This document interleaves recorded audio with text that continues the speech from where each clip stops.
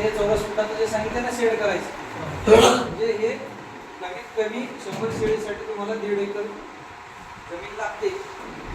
शेडसाठी sir नाही, चाऱ्यासाठी त्यापेक्षा कमीत कमी एवढी, जास्त 2 एकर 3 एकर 4 एकर तुम्हाला चालते बरं का 100 शेळीसाठी. कमीत कमी 1.5 पाहिजे. आणि शेड करायला 1150 चौरस फूट एवढा शेड तुम्हाला 100 शेळी 5 बोकडासाठी, आणि 550 चौरस फूट हे कशासाठी लागणार आहे, त्या पिल्लांसाठी. त्याच्यानंतर तुम्हाला कोरडा चारा ठेवायला स्टॉक करायला वेगळा शेड, तुमच्या इथे काम करणाऱ्या कामगारांना राहण्यासाठी व्यवस्था वेगळी, तुमचं त्यानंतर मेडिसिन ठेवायला, तुमचं चारा कुटी मशीन ठेवायला याच्यासाठी लागणारा वेगळा खर्च, एक वेगळा शेड तुम्हाला करावं लागतं.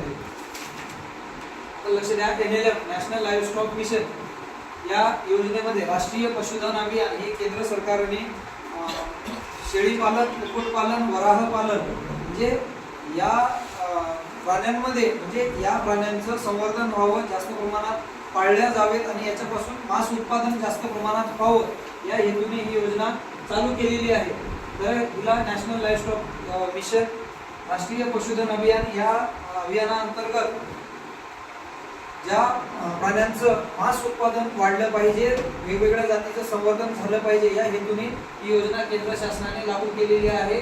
तर या योजनेमध्ये आपल्याला शेळी पालन, कुक्कुटपालन, त्याच्यानंतर वराह पालन आणि चारा निर्मिती, याच्यामध्ये तुम्हाला मुरघास निर्मिती आणि कोरडा चारा स्टॉक करून विक्री करता येते, हे सुद्धा याच्यामध्ये दिलेलं आहे. कुक्कुटपालन, कोंबड्या सुद्धा पाळण्यासाठी तुम्ही या योजनेमधून लाभ घेऊ शकता.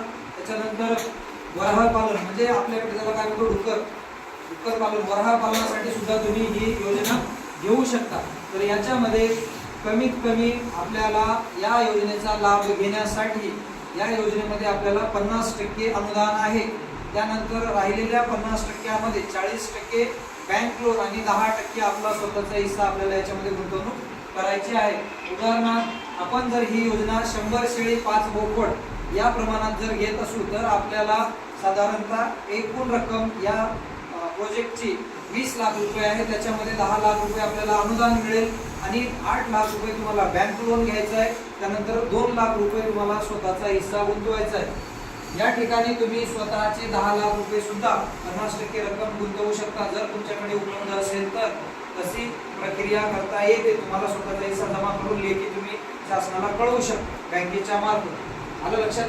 त्याच्यानंतर या ठिकाणी तुम्हाला 100 शेळी आणि 5 बोकडासाठी जे शेड बांधायचा आहे त्याच्यासाठी तुम्हाला साधारणतः 1150 चौरस फुटाचा शेड हा तुम्हाला शेळ्यांसाठी बांधायचा आहे आणि 550 चौरस फुटाचा शेड तुम्हाला पिल्लांसाठी बांधायचा. त्यानंतर तुम्हाला कोरड्या चाऱ्यासाठी वेगळा आणि इतर तुमचे जे काही कामगार आहेत, त्याच्यानंतर कुटी मशीन असेल, या सगळा स्टॉक तुम्हाला मेडिसिन ठेवण्यासाठी एक वेगळा शेड छोटासा तुम्हाला उभा करावा लागतो. याच्यामध्ये जर आपण जास्त प्रमाणात घ्यायचं म्हणलं, जर योजना मोठी घ्यायची असेल तर जास्तीत जास्त 1 कोटीपर्यंत आपण ही या योजनेमध्ये अनुदान घेऊ शकतो. 50 लाख अनुदान मिळतं, 1 कोटीपर्यंत ही योजना आहे. तर त्याच्यामध्ये जर तुम्ही कमीत कमी 100 शेळी 5 बोकड या प्रमाणात जर घेतलं तर 20 लाख रुपये इथंपर्यंत तुम्हाला 10 लाखाची मर्यादा मिळते. तर याला कमीत कमी जमीन तुमच्याकडे 1.5 एकर जमीन असणं आवश्यक आहे. त्यापेक्षा जास्त चालते, चारा लागवडीसाठी जास्त क्षेत्र असेल तर चालतं. त्यानंतर तुम्हाला 200 शेळी 10 बोकडाची जर तुम्ही योजना ही घेत असाल तर याच्यामध्ये तुम्हाला 2.5 एकर जमीन कमीत कमी असणं गरजेचं आहे. आणि या 200 + 10 या संख्येला तुम्हाला जास्तीत जास्त म्हणजे 2.5 एकर जमीन लागते. तिथे तुम्हाला 40 लाख रुपयापर्यंत हा प्रोजेक्ट आहे. याच्यामध्ये तुम्हाला 20 लाख रुपये अनुदान मिळतं. त्याच्यानंतर 300 शेळी 15 बोकडासाठी 3.5 एकर कमीत कमी आपल्याला जमीन लागते. आणि त्याच्यानंतर या ठिकाणी 300 शेळी 15 बोकडासाठी 60 लाख रुपयाचा प्रोजेक्ट आहे. त्यानंतर 400 शेळी 20 बोकडासाठी 4.5 एकर जमीन आपल्याला लागते. त्याच्यामध्ये आपल्याला 80 लाखापर्यंतचा प्रोजेक्ट आहे. आणि त्यानंतर 500 शेळी 25 बोकड 5.5 एकर जमीन आपल्याला लागते कमीत कमी आणि पूर्ण रक्कम आहे 1 कोटी. तर ह्या प्रत्येक रकमेवर 20, 40, 60, 80, 1 कोटी या रकमेवर तुम्हाला 50% सबसिडी आहे. त्याच्यातला 50% हिस्सा जो राहतो त्या 50%मध्ये कमीत कमी म्हणजे 40% बँकेचं कर्ज घ्यायचं आहे आणि 10% आपला स्वतःचा हिस्सा याच्यामध्ये आपल्याला लावायचा आहे. आलं का लक्षात. होता याच्यासाठी तुम्हाला जे कागदपत्र लागणार आहेत तर याच्यासाठी कागदपत्र काय लागतात, नेहमीचे आपले Aadhaar card, PAN card, bank passbook. त्याच्यानंतर तुम्ही जो व्यवसाय करणार आहेत त्या जागेचा फोटो अक्षांश रेखांशमध्ये ज्या सातबाऱ्यावर तुम्ही ज्या ठिकाणी तुमचा व्यवसाय उभा करणार आहे त्या ठिकाणचा तुम्हाला फोटो द्यायचा आहे. त्याच्यानंतर या व्यवसाय करण्यासाठी तुम्हाला जे काही लागणार आहे प्रकल्प अहवाल सीए कडून आपल्याला बनवून घ्यायचा असतो. याच्यामध्ये आपण शेळी पालनाबद्दलची माहिती, आपण करत असलेल्या व्यवसायाचा आरसा म्हणजेच प्रकल्प अहवाल.